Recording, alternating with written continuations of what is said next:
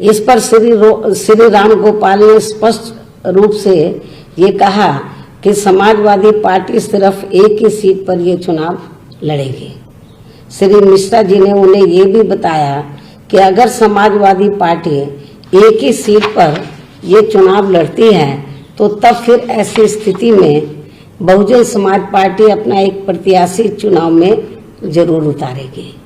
वरना 10वीं सीट पर बीजेपी अपना प्रत्याशी अवश्य उतार देगी और फिर 9वीं सीट जीतने के लिए उनके पास पर्याप्त वोट न होने पर भी वो चुनाव जीत जाएंगे, इनका एक सपा का जीतने के बाद। जबकि दूसरी तरफ सारी विरोधी पार्टियों के वोट जोड़े जाएं तो बीजेपी के वोटों से कहीं अधिक होते हैं। इस वार्ता के बाद तब फिर बीएसपी ने उत्तर प्रदेश के ही लखीमपुर खीरी जिले के मूल निवासी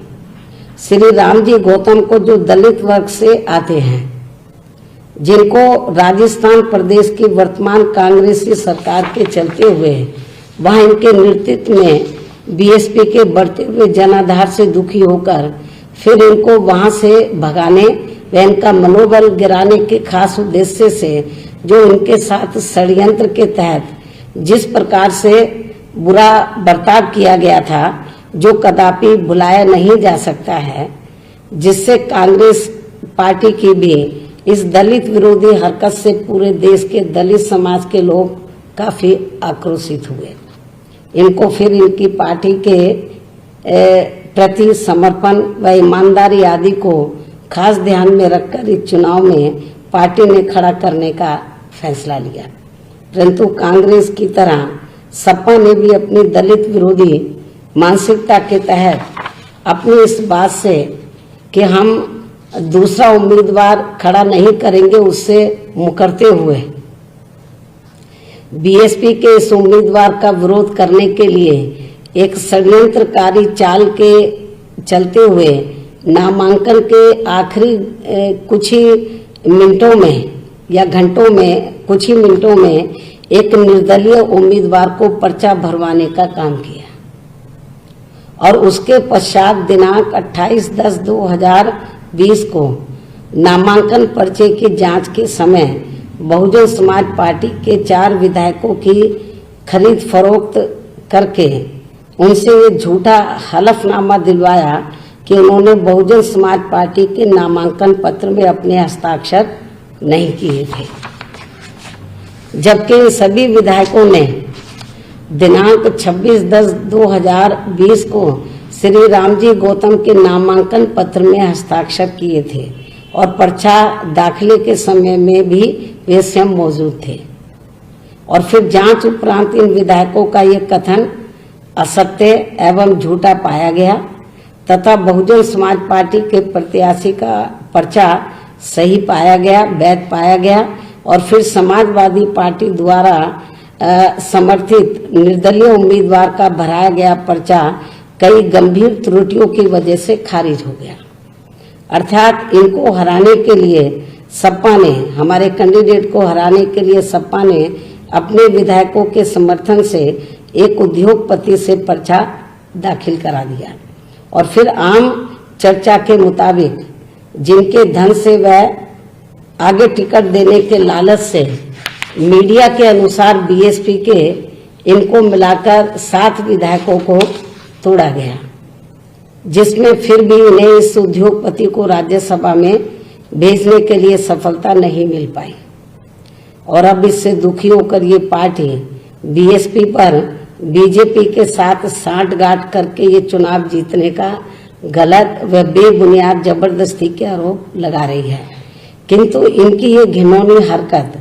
अब इस पार्टी को आगे चलकर कभी भी भारी पड़ सकती है और इस मामले में आज हमारी पार्टी एडवांस में ही ये ऐलान कर देना चाहती है कि आगे चलकर जल्दी ही इस बार जब यहाँ एमएलसी के चुनाव होंगे, क्योंकि इसके बाद एमएलसी के होंगे, आगे चलकर जल्दी ही इस बार जब यहाँ जल्दी मतलब समय से, अब समय कम रह गया, इस बार जब यहाँ एमएलसी के चुनाव होंगे तो तब फिर बीएसपी कल घटना का जैसे को तैसा जवाब देने के लिए अर्थात सपा के दूसरे खड़े किए जाने वाले उम्मीदवार को हराने के लिए, एक तो उनका आराम से बन जाएगा, दूसरा ये खड़ा करेंगे, अर्थात सपा के दूसरे खड़े किए जाने वाले उम्मीदवार को हराने के लिए अपनी पूरी ताकत लगा देगी बीएसपी जो है। और इसके लिए चाहे पार्टी के विधायकों को इनके उम्मीदवार को हराने के लिए बीजेपी व अन्य किसी भी विरोधी पार्टी के उम्मीदवार को ही अपना वोट क्यों ना देना पड़ जाए तो भी देंगे। अर्थात जो भी पार्टी इनके दूसरे उम्मीदवार को यानी कि सपा के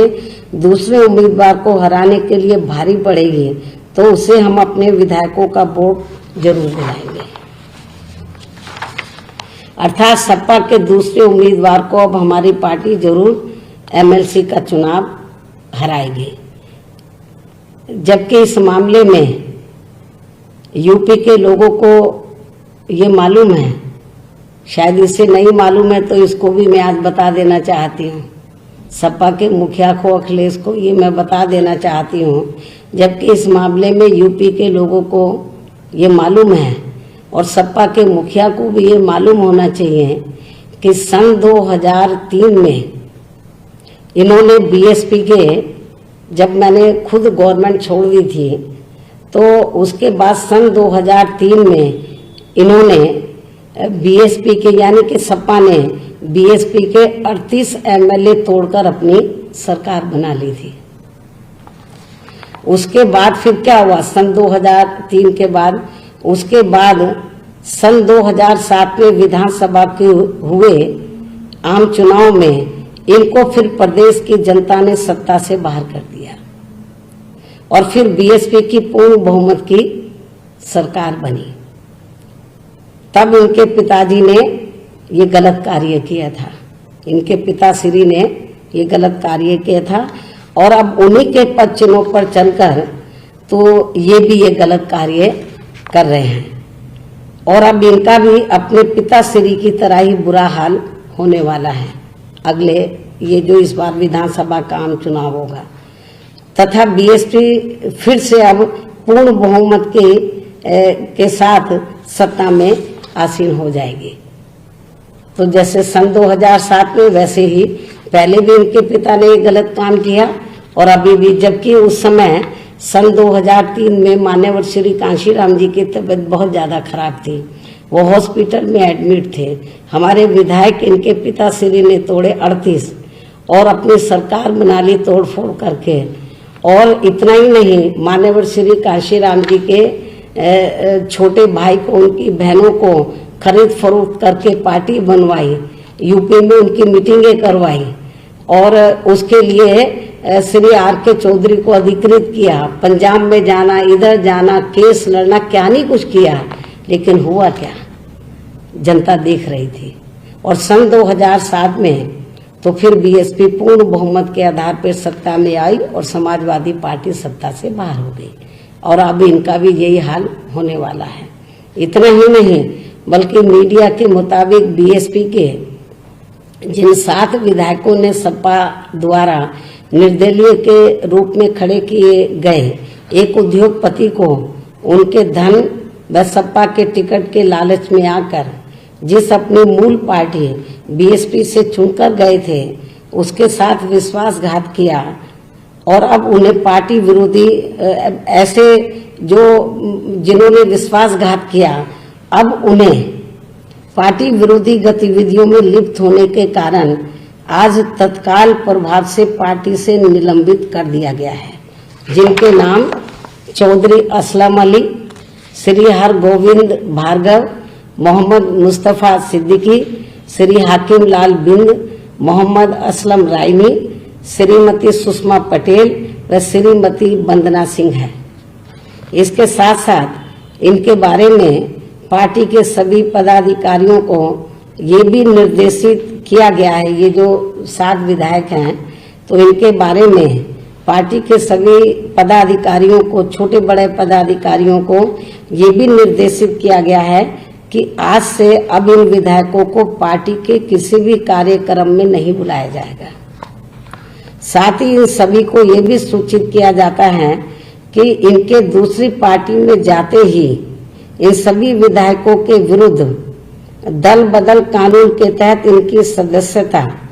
इनके सूचित किया जाता है कि इनके दूसरी पार्टी में जाते ही इन सभी विधायकों के विरुद्ध दल बदल कानून के तहत इनकी सदस्यता खत्म करने की कार्रवाई तुरंत की जाएगी।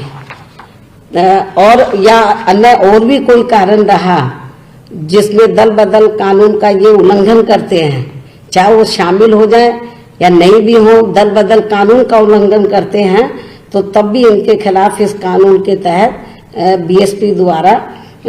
तुरंत कार्रवाई की जाएगी तथा भविष्य में अब इन्हें, ये जो 7 विधायक है, तथा भविष्य में अब इन्हें बीएसपी से कभी भी कोई भी चुनाव नहीं लड़ाया जाएगा। इसके साथ ही जिस जाति समाज व धर्म के ये विधायक हैं तो उनकी जाति व समाज व धर्म के लोगों को ही अधिकांश उनके विरुद्ध में चुनाव में उतारा जाएगा, इनके विरोध में चुनाव में उतारा जाएगा। लेकिन इसके साथ साथ यहाँ मैं इन विधायकों के मामले में इनके समाज के लोगों को ये भी कहना चाहूंगी कि जिस भी जाति समाज व धर्म के ये विधायक हैं तो इनके पार्टी विरोधी कार्यों की सजा इनकी समूची जाति समाज व धर्म के लोगों को नहीं दी जाएगी, बल्कि उन्हें पार्टी में अभी तक की तरह ही आगे भी हर स्तर पर पूरा मौका व आदर सम्मान भी दिया जाएगा। खासकर मुस्लिम समाज के लोगों को आगे भी बढ़ावा देने में पार्टी द्वारा कोई भी कसर नहीं छोड़ी जाएगी। चाहे खासकर कांग्रेस व सपा आदि के लोग इनको बीएसपी से अलग करने के लिए कितने भी घिनौने हथकंडे क्यों ना इस्तेमाल करते रहें। और अब मेरा संक्षेप में यही कहना है कि यूपी में इस बार के राज्यसभा चुनाव में भी सपा की घिनौनी बीएसपी विरोधी राजनीति ही नहीं बल्कि इनका घोर दलित विरोधी चेहरा भी खुलकर प्रदेश व देश की जनता के सामने आ गया है, जो कि वास्तव में इनका असली चाल चरित्र व चेहरा भी है। इनका इतिहास भी यही बताता है। वैसे कुदरती तौर पर बीएसपी के साथ ये बहुत ही अच्छा हुआ कि सपा का ये घिनौना रूप एक बार फिर से यहाँ उत्तर प्रदेश में होने वाले विधानसभा के आम चुनाव से पहले ही आ गया है, ताकि लोग मेरे कहने की बजाय खुद ही ये देख लें कि बीएसपी के साथ सपा ने कभी भी ईमानदारी नहीं बरती है, बल्कि हमेशा ही दगा व बाहरी एवं भीतरी विश्वासघाती किया है। इतना ही नहीं बल्कि इन्होंने बहुजन समाज में समय समय पर, यानी कि सपा ने, श्री अखिलेश यादव ने, इतना ही नहीं बल्कि इन्होंने बहुजन समाज में समय समय पर जन्मे हमारे महान संतों, गुरुओं व महापुरुषों को भी आदर सम्मान देने की बजाय उनका हर प्रकार से अनादर ही किया है, जिसमें उनके नाम पर बने खासकर नए जिलों व यूनिवर्सिटी आदि का नाम बदलना शामिल है। और ये सब ऐसे सामाजिक व राजनीतिक अपराध हैं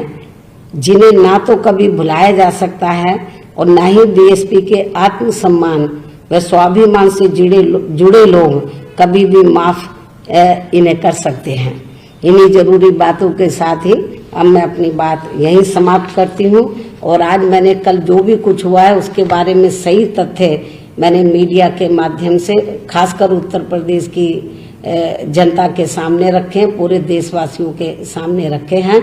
और मुझे पूरी उम्मीद है कि कल जो इनकी विफलता हुई है, जो इन्होंने दलित विरोधी जो चेहरा इनका सामने नजर आया है पूरे देश की जनता को, तो मुझे पूरी उम्मीद है कि सन 2007 की तरह जैसे इन्होंने 3 में हमारे 38 विधायक तोड़े, तो सन 2007 में ये साफ हो गए थे। अब इनका फिर से इनका भी हालत फिर से ऐसी होने वाली है। हमारी पार्टी के कुछ लोगों को जो निकाले हुए हैं, पार्टी के लोग जो पार्टी विरोधी गतिविधियों से के कारण निकाले हुए हैं, बीएसपी के रिजेक्टेड लोग हैं जिनको निकाला हुआ है, अब काम कुछ बचा नहीं है। उनको आए दिन प्रेस बुलाकर कि ये है फलाना, ये है, इसने बीएसपी छोड़कर सपा ज्वाइन कर ली है, उनके साथ एक दो और दूसरी पार्टियों का नाम ले लेते हैं। तो मेरे ख्याल इनको शायद इतिहास की जानकारी नहीं है। तो जो 38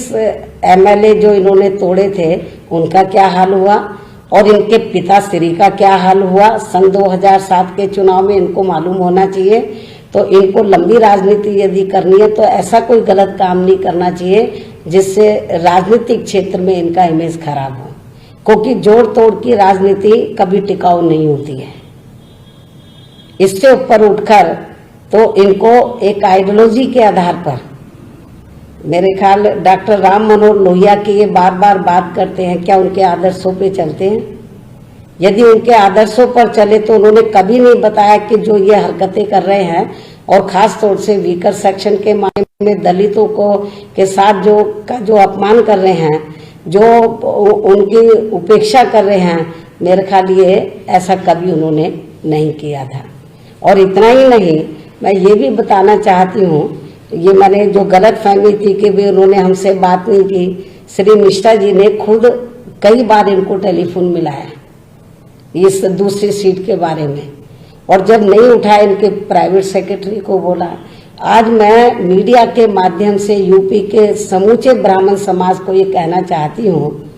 कि माननीय श्री सतीश चंद्र मिश्रा जी, उनका लंबा तजर्बा है, वो टॉप के वकील हैं, राजनीति में भी उनका अच्छा अनुभव है, लेकिन इन्होंने उनसे उनके टेलीफोन को नहीं उठाया, उनसे बात नहीं की, उनके पीए ने बात नहीं कराई। तो ऐसा करके उन्होंने मिश्रा जी का ही अपमान नहीं किया है, बल्कि पूरे उत्तर प्रदेश में ब्राह्मण समाज का अपमान किया है। तो मुझे पूरा भरोसा है कि ब्राह्मण समाज इसकी सजा तो जब यूपी में विधानसभा का आम चुनाव होगा इनको जरूर देगा, मुझे ये पूरा भरोसा है। तो इसलिए लोगों को इसका असली चेहरा सामने नजर आ गया। तो जो इधर उधर की बातें करते हैं कि हम ये कर देंगे, स्टैचू लगा देंगे, मेरे ख्याल सपा सरकार में सबसे ज्यादा लॉ एंड ऑर्डर खराब था, माफिया राज था, गुंडा राज था। और ब्राह्मण समाज दलित को तो ये कुछ समझते ही नहीं थे, दलित और अति पिछड़े वर्ग के लोगों को और मुस्लिम समाज के लोगों को। और इतना ही नहीं, ब्राह्मण समाज के लोगों का तो इतना बुरा हाल था, आए दिन हत्याएं होती रहती थी। लेकिन अब वो, क्योंकि वर्तमान बीजेपी की सरकार भी लॉ एंड ऑर्डर को कंट्रोल नहीं कर पा रही है, हालत बहुत ज्यादा खराब है। लेकिन बीजेपी के ऊपर उंगली बीएसपी उठाए तो अच्छा लगता है। लॉ एंड ऑर्डर को लेकर बीएसपी उंगली उठाए बीजेपी के शासनकाल को लेकर, क्योंकि जब मेरी सरकार थी तो मैंने लॉ एंड ऑर्डर बढ़िया दिया, अच्छी सरकार दी, कानून द्वारा कानून का राज कायम किया। लेकिन सपा की हुकूमत में क्या हुआ सबको मालूम है। तो गुंडों और बदमाशों का रास्ता तो ये दूसरों को सलाह दे, मैं सलाह दूं तो लोग मानेंगे, लेकिन सपा की गवर्नमेंट में कितना बुरा हाल था ये किसी से छिपा नहीं है। गुंडों और बदमाशों का राज था, माफियाओं का राज था। तो मेरे ख्याल इसलिए तो ये बौखलाए हुए हैं सपा के लोग, और ये सोचते हैं कि जोड़ तोड़ करके ये पावर में आ जाएंगे। तो ये इनको अपने पिता श्री से जरूर सीख लेना चाहिए। इस बात को मैं फिर से दोहराना चाहती हूँ, अंत में इसका जो रिजल्ट आता है वो खराब आता है। तो मेरे ख्याल, और जो ये गलतफहमी पैदा कर रहे थे कि भाई हमने किसी के दबाव में आकर ऐसा किया, ऐसा नहीं, हमने इनको पूरा मौका दिया था। सही बात तो ये है कि हम तो ये सोच रहे थे कि ये श्री राम गोपाल को खड़ा कर रहे हैं तो शायद ये अपनी औरत को खड़ा करेंगे, अपनी वाइफ को। वो चुनाव हार गई थी। मैंने मिश्रा जी को यही कहा कि देखो वो चुनाव हार गई थी, यदि वो अपनी औरत को लाते हैं दूसरा कैंडिडेट बनाकर तो फिर हमें अपना कैंडिडेट नहीं खड़ा करना चाहिए, उनको जिताना चाहिए। ये हमने फैसला ले लिया था। हमने पार्टी के अंदर हम लोग सोच रहे थे कि नहीं, उनको जिताना चाहिए। तो लेकिन उन्होंने तो टेलीफोन ही नहीं उठाया। मिश्रा जी का नहीं, पूरे ब्राह्मण समाज का अपमान किया। और जब ये लोकसभा आम चुनाव का रिजल्ट आया, जब मैंने सोचा कि भी चलो जो भी कुछ रिजल्ट आ गया है तो हमें आगे बढ़ना चाहिए, हिम्मत और हौसले से, मायूस होकर घर नहीं बैठना चाहिए। मैंने इनको समझाया, फिर इनसे मैंने बातचीत भी की, मतलब बातचीत करने के लिए कई बार टेलीफोन मिलाया, लेकिन उन्होंने बातचीत नहीं की। ऐसे थोड़ी ना राजनीति चलती है। तो इसलिए मेरा यही कहना है कि ये जो गलत किस्म का प्रचार करके तो ये बीएसपी को की ये छवि को खराब करना चाहे, मेरे ख्याल उत्तर प्रदेश की जनता इन सारी बातों को समझती है। तो जो कुछ भी कल घटनाक्रम हुआ है तो मेरे ख्याल सही तथ्य तो मैंने मीडिया के माध्यम से उत्तर प्रदेश की जनता, पूरे देश की जनता के सामने रखे हैं। मुझे पूरी उम्मीद है कि जनता बिल्कुल भी इनके जो ये गलत प्रचार कर रहे हैं इनके बहकावे में नहीं आएगी। इन्हीं जरूरी बातों के साथ ही मैं अपनी बात यही समाप्त करती हूँ। धन्यवाद।